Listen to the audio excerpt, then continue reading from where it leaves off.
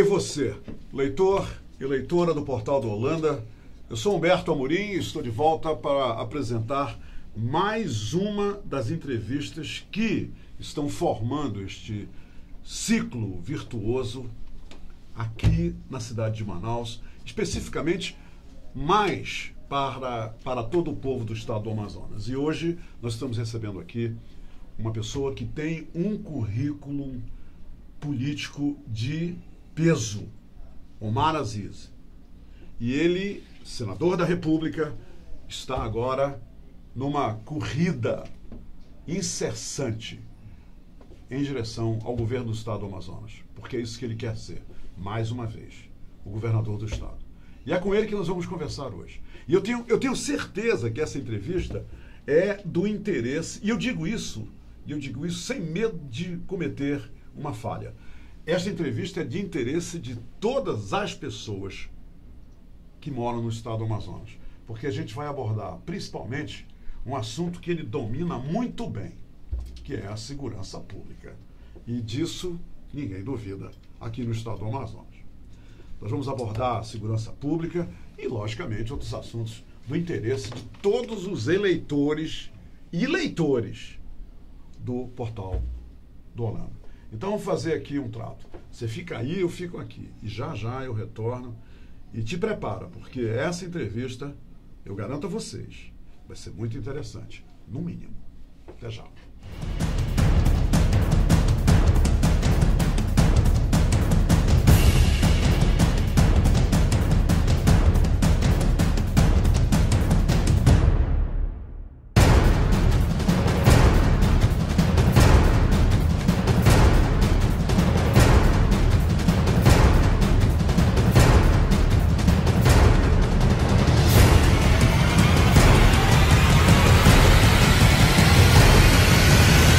Pessoal, muito bem, eleitores, eu estou de volta e desta vez para valer. Vocês já podem ver aqui ao meu lado o senador Omar Aziz, candidato ao governo do estado do Amazonas. Seja muito bem-vindo ao Portal do Holanda e obrigado por ter aceitado o nosso convite para vir aqui conversar com a gente sobre tudo que interessa aos leitores, aos moradores do estado do Amazonas. Seja bem-vindo, senador. Obrigado, Humberto. Boa tarde. Desculpa a voz, mas nós estamos nessa correria e eu realmente estou com uma infecção na laringe. Mas eu tenho que dar satisfação às pessoas que acreditam na nossa proposta, agradecer ao Portal do Holanda por nos dar esse espaço e a gente poder conversar um pouco com a população e a sociedade amazonense. Senador, há pouco eu fiz uma chamada e eu disse o seguinte, que o senhor viria ao programa falar sobre justamente o olho do furacão em termos de segurança aqui em Manaus. A gente vive com medo e sem segurança. E principalmente nos últimos anos isso só tem aumentado. O senhor marcou a sua passagem, uma das marcas da sua passagem pelo governo foi justamente a instituição do projeto Ronda nos Bairros, que não se sabe ainda, eu pelo menos não sei exatamente ainda por que foi descontinuado. E agora o senhor está propondo aos seus eleitores o Ronda Total. O senhor poderia só rapidamente abordar o histórico do Ronda dos Bairros, que teve, sem dúvida alguma, resultados muito positivos. Por que foi descontinuado e por que agora o senhor está com um novo projeto que é o Ronda Total? É porque realmente a violência aumentou e a tendência é piorar, candidato? A tendência é piorar. Se perder a autoridade no combate ao crime. Em qualquer lugar que você perde a autoridade, a desorganização, ela funciona. Você, como pai, se perder a autoridade dentro de casa, não funciona a sua casa. A sua mãe perder a autoridade dentro de casa, não funciona a casa. O governo também não é diferente. O que acontece é o seguinte, todo dia uma ação pirotécnica para tentar escamotear o que está acontecendo, sem planejamento, absolutamente sem nenhum planejamento. E aí não funciona. Quando eu implantei o Ronda no Bairro, a primeira coisa que eu fiz foi fazer um concurso para 1.000 novos policiais. Agora, para o Ronda Total, são 4.000 novos policiais que nós vamos fazer o concurso público, para a Polícia Civil também. Mandei chamar os delegados do concurso de 2009, os agentes do concurso de 2009, porque eu tinha que fazer um planejamento para colocar uma viatura a cada 3 km² junto com 2 motos. E fazer a polícia comunitária. O Ronda Total, ele é diferenciado do Ronda dos Bairros, por quê? Porque não vai ser uma ação da Secretaria de Segurança, será uma ação do governo, onde nós vamos ocupar os espaços, na cidade, no interior, será feito parcerias com as prefeituras, instituições, igrejas. E o Ronda Total, ele chega com ações sociais, com esporte, lazer, cultura, atividades extracurriculares e colocar o jovem para ter uma atividade. O jovem com atividade, ele não entra para a criminalidade. O jovem que tem perspectiva não entra para a criminalidade. Eu sei porque, quando fui secretário de Segurança, eu criei o Galera Nota 10. E se você vê o histórico, Humberto, do estado do Amazonas, qual foi o outro governador que criou algum programa para a segurança pública? De fato, que você se recorde, que você lembre o nome. Quem que se não lembra do Galera Nota 10? Todo mundo lembra. Quem não lembra do Ronda no Bairro? Então, Ronda no Bairro não é uma propaganda feita por mim. É feita pelas pessoas que, quando chegam nas casas, dizem, olha, quando o Ronda no Bairro estava aqui, funcionava. Agora não funciona mais. Então, o Ronda Total é um programa de governo. É uma proposta de governo. Atuação, saúde, educação, segurança, esporte e lazer, cultura, CETAM para fazer treinamento, e aí você dá uma atividade. Ou a gente faz a cooptação do jovem para o lado do bem, ou eles serão cooptados para o lado do mal. Não tem outra saída. Candidato, hoje nós temos o sistema prisional, que é uma escola do crime. Quer dizer, falando dos jovens agora, esses que são presos todo dia. Quer dizer, nós temos um índice de prisão aí, com jovens de 17 a 23 anos, que é realmente um absurdo. O que pode ser proposto também para esses jovens que já foram lá para dentro e saíram escolados para fazer ainda pior aqui fora? Pior, realmente. Porque agora saíram aí 1.200 presos com tornozeleira eletrônica, os jovens nos bairros estão usando o relógio de couro e bota lá no tornozelo para dizer que eles estão usando tornozelo. Virou grife. Virou grife. Esse jovem, ou a gente tira ele do crime agora, ou fatalmente ele vai morrer ou vai ser preso, não tem jeito. Aí a atuação de um programa de segurança pública preventivo e repressivo. A prevenção é melhor do que a repressão. E como a gente faz a prevenção? Atividade, perspectiva de emprego, perspectiva de vida. Porque ele entra no crime ou por 2 razões. Ou porque ele não tem dinheiro e ele passa a ser um passador de droga, ou porque ele é usuário. E o usuário, Humberto, quem está me ouvindo nesse momento, que tem alguém dentro da família, ou conhece alguém, ele não faz mal só a ele. Faz mal à família toda. A família se destrói quando você tem uma pessoa.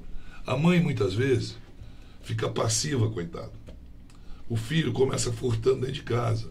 Ele vai, pega um cordãozinho para vender, para comprar droga, pega o rádio, pega a televisão, leva o ventilador. Quando não tem mais nada para roubar em casa, furtar dentro de casa, vai para a rua. E na rua, ele vai usar uma arma. E nessa arma, ele pode matar ou pode morrer. Então a mãe que está me ouvindo agora não quer o filho preso. Quer que eu ajude a recuperar o filho. Por isso é que nós vamos fazer nessas áreas todas de Manaus Centro de Apoio Psicossocial, os CAPs, com sociólogos, com psicólogos, psiquiatras, assistentes sociais, para recuperar o jovem. Eu, como governador, fui o primeiro governador da história a fazer no hospital uma clínica para dependentes químicos, para curar. Eu não quero que o jovem morra, eu não quero que ele vá preso. Eu quero ajudar a curá-lo. Agora, no extremo, a repressão vai agir.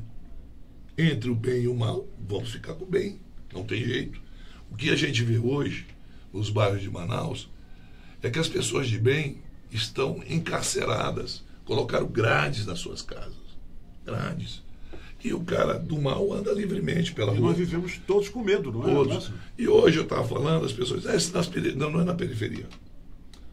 roubo de celular, assalto, em qualquer lugar da cidade. Né? As motos que eu tinha colocado no Ronda do Bairro sumiram. A moto é uma ação rápida, porque ela tem fluidez rápida, o carro não tem. Vem duas pessoas, assaltam alguém com uma moto, só para correr atrás de uma moto é outra moto. O carro não vai chegar na moto, porque o trânsito de garrafa, o carro da polícia não pode passar por cima.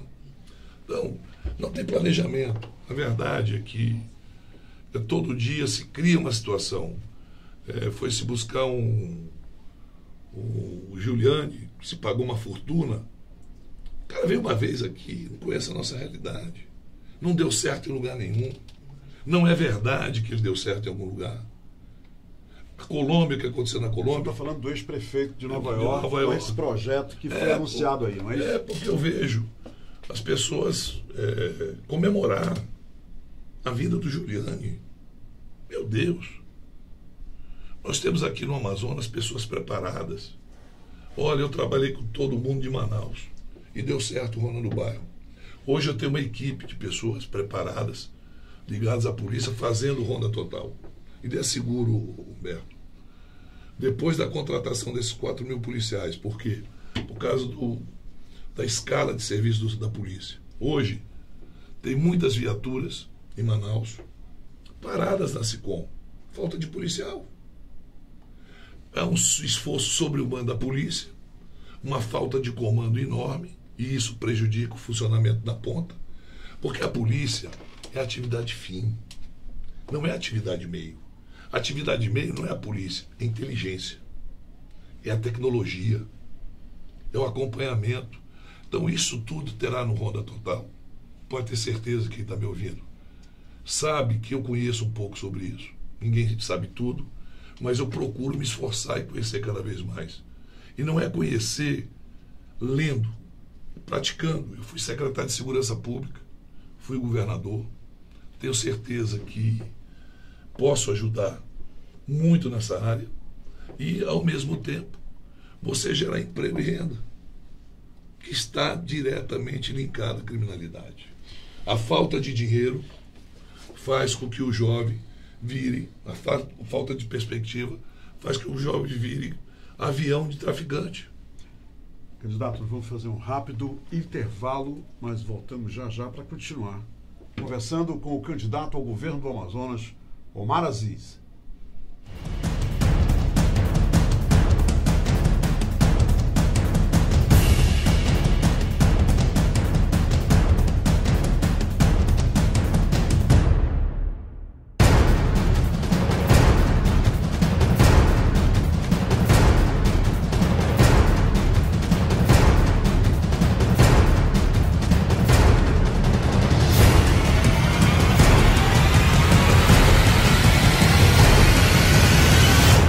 Gente, voltamos e nós vamos continuar conversando. Muito interessante a conversa com o candidato ao governo do estado do Amazonas, Omar Aziz. Candidato, é o seguinte, nós temos aqui que abordar, é impossível não abordar a questão da entrada das drogas, a entrada das armas, porque Manaus se tornou um corredor livre para a passagem de armamento, de drogas. Isso é conhecido por todos. Qual é o projeto que o senhor tem para atuação efetiva na fronteira? Porque nós estamos sabendo que a vigilância na fronteira é pífia, é realmente 5, 6, 10 pessoas no máximo, tentando impedir o impossível, que é a entrada de drogas e armamento para vir até Manaus. O que projeto o senhor vai apresentar sobre isso? Veja bem, eu já tratei disso como senador várias vezes. Nós aprovamos o Sistema Único de Segurança Pública, SUSP. É que nem o Fundeb, é que nem o SUS. Nós vamos ter agora um fundo para a segurança pública. O Brasil vai ter um fundo. Nós temos em torno de 2.600, 2.700 quilômetros de fronteira. Os maiores problemas que nós temos é com a Colômbia e com o Peru, parte com a Venezuela. O Alto Solimões, quem conhece Solimões, você não enxerga uma margem ou outra do Solimões. É um mar. Ali passa centenas de embarcações diariamente, pequenas, grandes, médias, de todo jeito. Não tem 10 policiais federais. Eu tenho certeza, eu já conversei com o diretor da Polícia Federal, com 200 homens, nós teríamos fechado as fronteiras do Brasil, do Amazonas, com o Peru e a Colômbia. Comando Militar da Amazônia, 25 mil homens, poderia colaborar com isso. A Marinha, a Aeronáutica. Porque hoje, com a tecnologia que existe no mundo, com droner, satélite, você identifica. Não aconteceu até hoje por quê? Vontade política. Falta de dinheiro? Não, falta vontade política do governo federal. Porque as fronteiras é de responsabilidade do governo federal. O Brasil não produz armas pesadas. Metralhadora, AK-47, armas pesadas ele produz. Essas armas entraram muito no Brasil através das Farc. As Farc, quando estava sendo pressionada pelo governo colombiano e americano, ela veio para a fronteira com o Brasil. O que acontecia? Eles não tinham remédio nem comida, eles trocavam com os traficantes armas pesadas por comida e remédio. Porque as Farc não eram só homens, eram homens, mulheres, crianças, era uma guerrilha que viviam famílias, não é só homem da guerrilha. E isso entrou muita arma para o Amazonas. O Brasil não produz, não cai do céu, entra pelas fronteiras, tem jeito. E entra por céu, terra e água. Tem jeito. E pelo Amazonas entra por água. Se você pegar o Alto Solimões, e eu estou falando com conhecimento da região, você pega o Alto Solimões, Colômbia, pelo Solimões, Peru, pelo Rio Javari, que vai dar em Santo Antônio do Içá. De lá se espalha pelo Médio Solimões todo, chega no Amazonas, e do Rio Negro entra por Barcelos e por São Gabriel da Cachoeira. E pelo Purus, entra com aquela fronteira do Peru com o Acre, pelo Rio Purus, que é o Rio Branco, depois pega o Purus, entra a droga. Então, o problema da droga não está só na cidade de Manaus, está em todos os municípios do interior. Tanto é que o índice de homicídios, tanto na capital como no interior, subiu muito. Quando eu era governador, o índice era baixo. Nós tínhamos outra situação. Hoje a situação é grave. E eu, quando digo grave, é porque afeta todas as nossas famílias. Não é só a minha, não. Afeta a sua. E está sem controle. Né? Está sem controle. E se você analisar comigo agora, isso precisa de uma pessoa experiente para tratar disso. Pessoa que tenha conhecimento. Saiba o que vai fazer. Faça um planejamento. Porque é fácil eu chegar aqui e dizer, está acontecendo isso, isso. Todo mundo sabe fazer isso. O problema é resolver o problema. Você quer que o governador ajude a resolver o seu problema, que é da insegurança que você segue, que você não dorme à noite, porque seu filho sai para uma festa e você passa a noite toda em claro, esperando seu filho voltar. Esse que está aqui falando é que quer ser seu parceiro nisso, para ajudar a dar um controle. E se não fizermos isso agora, imediatamente, não haverá volta. Se a gente não matar o mal pela raiz, essa raiz vai sim encarregar de entrar na terra e depois não tira. E pior do que como está aí é o caos, né? Eu acho que já estamos no caos, né? Porque a falta de habilidade, a falta de comando, a falta de autoridade levou a esse caos. O Humberto, você vê como a questão do emprego é importante. Eu estava lendo outro dia, eu já falei isso 2 vezes, vou falar uma 3ª vez aqui para você. Até para as pessoas perceberem que, às vezes, o governador tem que ter uma certa sensibilidade para as coisas.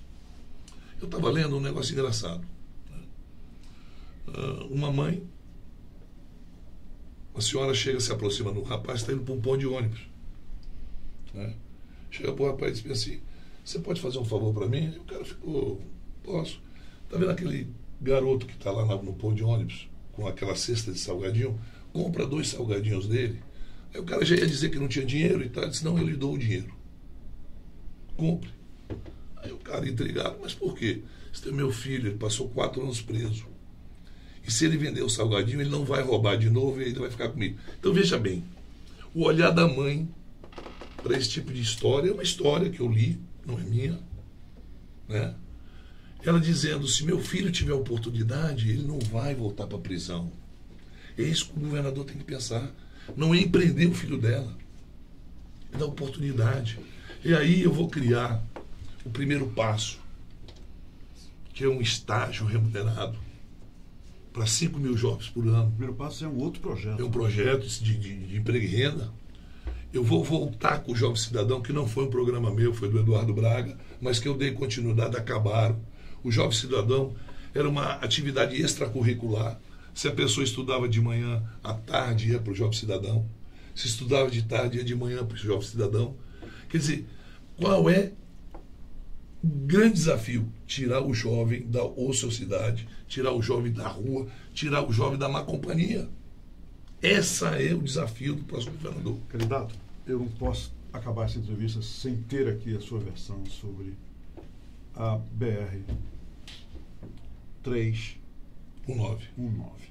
O que o senhor acha dessa BR e o que o senhor antevê para essa BR, o senhor eleito governador, daqui a 4 anos? Como estará essa BR-319?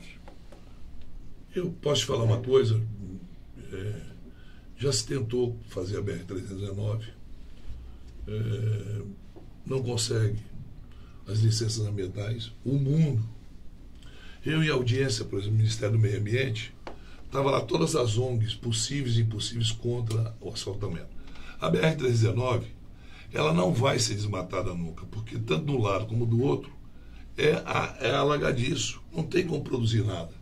Não tem como fazer campo para produção de soja, de arroz, de feijão. Não tem como produzir gado. Então não tem como botar agronegócio. O que desmata é o agronegócio. Aquela parte, aqueles 400 quilômetros centrais, não tem. E até me perguntaram, mas tem alguém que tem coragem para asfaltar a BR-319? Eu te digo, gostando dele ou não, votando nele não,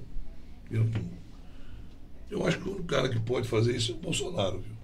Porque tem coragem para isso. Porque lá atrás, os militares na década de 70 asfaltaram a BR-319. De ponta a ponta. Correto? Hoje, com a dependência econômica brasileira, com as crises econômicas e políticas que o Brasil vive, o governo é frágil. O governo não tem coragem de fazer um enfrentamento, o governo federal. Aí você tem que passar pelo IBAMA, você tem que passar pelo meio ambiente, você tem que passar pela FUNAI, você tem que passar por uma série de órgãos para aprovar um projeto. Um desses órgãos não aprovando, você não tem a licença para fazer a obra. E é o que tem acontecido, né? Vem acontecendo. Porque tudo que tem que ser feito, até para você fazer uma terraplanagem, não é botar asfalto. É necessário licença ambiental, para você ter uma ideia. Para você trocar uma ponte de madeira que cai, precisa da licença ambiental. Então, existe uma burocracia em relação a 319 muito grande. A burocracia de entrave. De entraves. Não é uma coisa, não é a falta de dinheiro, não. É aprovar tudo. Então não tem como uma empresa fazer. Eu mesmo, por exemplo, eu deixei o dinheiro em caixa, a duplicação da M070 para Manaus-Manacapuru. Após o término da ponte, eu comecei a duplicar. Meu amigo, eu passei um ano para ter a licença arqueológica, por causa de produtos indígenas. Fizemos milhões de furos ao longo da 070. E todas essas eram demarcadas e tal. E você não andava 1 centímetro sem autorização, né, dos arqueólogos, das coisas. Então não é tão simples fazer uma obra na Amazônia, como as pessoas acham, né? Aqui, você sabe que tudo que passa, você tem que ter um projeto ambiental para que você possa fazer uma obra. Mas é uma luta que nós temos que ter. E uma luta que tem que ser lutada. Né? Agora, o que mais me preocupa, se eu tiver tempo, Humberto, para falar para você, é o seguinte: eu não comprometo nenhum presidente em relação à Zona Franca de Manaus. Falar que apoia a Zona Franca é uma coisa. Você está falando dos candidatos que estão aí. Falar que aprova uma coisa. Mas eu estou ouvindo nos debates, todos defendendo a reforma tributária e acabar com a renúncia fiscal. Se eu tiver uma reforma tributária e acabar com a renúncia fiscal, a Zona Franca não existe mais. Não existe mais. Fora a indústria 4.0 que está se instalando no mundo, o Brasil, o Manaus vai ter que ter um upgrade em outras stand-ups, você está entendendo? Para que a gente possa gerar emprego dentro da Zona Franca com a competitividade necessária. Porque a automação ela é iminente e com a automação você perde emprego. A automação, o cara não fica doente, não tem licença maternidade, não tem plano de saúde, não tem 13º, não tem férias coletivas. A automação, ela trabalha 24 horas, Sim. correto? Então, nos próximos 5 anos, 15 países irão perder 5 milhões de empregos, inclusive aqui na Zona Franca, se a gente não agir imediatamente. Então, eu posso lhe assegurar, como nós temos uma cadeia produtiva aqui, Humberto, que depende de tudo da Zona Franca, as pessoas, o comércio é forte, é forte. Se tem empreendedorismo, tem empreendedorismo. Se tem serviço, tem serviço. Se tem hotelaria, tudo depende de uma coisa. Só um modelo econômico que é a Zona Franca de Manaus. Candidato, infelizmente nosso tempo acabou, mas o senhor tem agora 2 minutos para dizer aos eleitores e eleitoras do Estado do Amazonas por que o senhor quer ser novamente governador do Estado. Eu tive a oportunidade de ser governador 4 anos. E nos meus 4 anos eu construí 39 escolas de tempo integral. Agora, nos próximos 4 anos, pretendo construir 40 mil vagas para a escola de tempo integral. Quando fui governador, entreguei quase 30 mil casas para a população do Estado do Amazonas. Iremos fazer mais. Até mais de 30 mil dá para fazer. É só ter vontade política e saber como fazer. Quando eu fui governador, eu criei um programa de segurança pública aplaudido e aprovado por quase a unanimidade do Estado do Amazonas, o Ronda no Bairro. Vamos agora vir com o Ronda Total, um projeto de governo, um projeto que chegue ao cidadão e dê a segurança na prevenção e na repressão. Na área de saúde, eu construí o maior hospital da Zona Norte, que infelizmente não está funcionando, que é o Hospital Delfina Aziz, que tem a honra de ter o nome da minha mãe. E vou dizer mais, nós vamos diminuir as filas, porque nós vamos fazer mutirão noturno, o SECOM vai voltar a funcionar. O Francisca Mendes, que estava a um passo de fazer transplante, nós vamos reativar esse tipo de trabalho e não faltará remédio para a população. Por isso, pedi o seu voto. Na área social, criei um programa maravilhoso, Quero Viver Melhor. Eu entrava na casa do deficiente, ao lado da mãe dele, nós conseguimos dar uma vida mais digna, mudando a casa dele, dando acessibilidade, dando equipamentos, porque eu sei o que você sofre. Quem não tem condições, eu sei que sofre. Até porque é uma vida que Deus nos proporciona para mostrar o quanto nós somos fortes. Mas uma ajuda vinda é sempre bem-vinda. E eu fui esse seu amigo. As mães que me procuraram, com seus filhos drogados, pedindo ajuda, criamos uma clínica para dependentes químicos. Posso não ter ajudado a todos, mas se eu aliviei o coração de uma mãe, eu fiz o meu papel aqui na Terra. E quero aliviar o coração de milhares de mais mães amazonenses que têm esse tipo de problema. Por isso, Humberto, eu quero pedir o seu voto. No dia 7, vote 55. Vamos mudar o que está acontecendo hoje. Vamos atuar firmemente para melhorar a qualidade de vida do povo amazonense. Senador, obrigado pela entrevista. Obrigado, seu Humberto. Obrigado mesmo. Muito bem, minha gente. É isso aí. Democraticamente, nós aqui do Portal do Holanda acabamos de abrir um espaço importantíssimo para os leitores conhecerem as propostas de todos os nossos entrevistados. Agora o papel é seu, agora é a sua vez de decidir pelo melhor, com consciência e responsabilidade. Porque é aquilo que eu tenho dito aqui seguidamente depois das entrevistas. Se você troca o seu voto, não por propostas, se você vota sem seriedade e vende o seu voto, troca o seu voto por rancho, ou seja lá o que for, você é um otário. É o maior otário que existe no mundo, é o eleitor otário, porque prejudica a si, a comunidade e a todo o país. A gente volta amanhã. Obrigado pela companhia.